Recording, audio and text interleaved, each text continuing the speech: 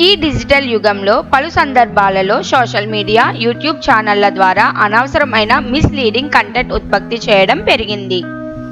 ఈ కంటెంట్ చాలా వరకు వ్యూస్, క్లిక్స్ కోసం మాత్రమే ఉత్పత్తి చేయబడుతోంది. దీనికి అనుగుణంగా చాలా మంది వ్యక్తుల గౌరవం, ప్రతిష్ట పోతోంది. ఇది సత్యానికి విరుద్ధంగా ఉంటుంది. ఇటీవల టాలీవుడ్ నటి గాయత్రి భార్గవి ఆమె భర్త గురించి ఇచ్చిన ఇంటర్వ్యూలో వ్యక్తం చేసిన విషయాలను తప్పుగా ప్రదర్శించిన యూట్యూబ్ ఛానల్పై తన అసంతృప్తిని వ్యక్తం చేసింది.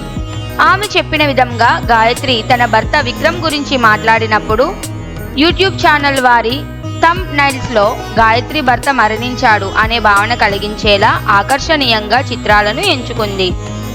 గాయత్రి ఇందుకు తీవ్రంగా వ్యతిరేకంగా మాట్లాడింది. ఈ విషయంపై ఆమె సోషల్ మీడియా ద్వారా ఒక వీడియో పోస్ట్ చేసి తన భర్త బ్రతికే ఉన్నారని స్పష్టం చేసింది.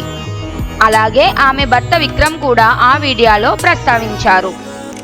ఇలా తప్పుడు సమాచారం ప్రచారం చేయడం చాలా దురదృష్టకరమని చెప్పారు.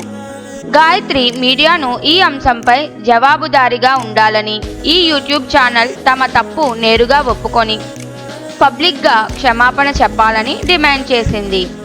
ఈ సంఘటన డిజిటల్ మీడియా వాడకంలో అనేక సమస్యలను సుగమంగా చూపిస్తోంది.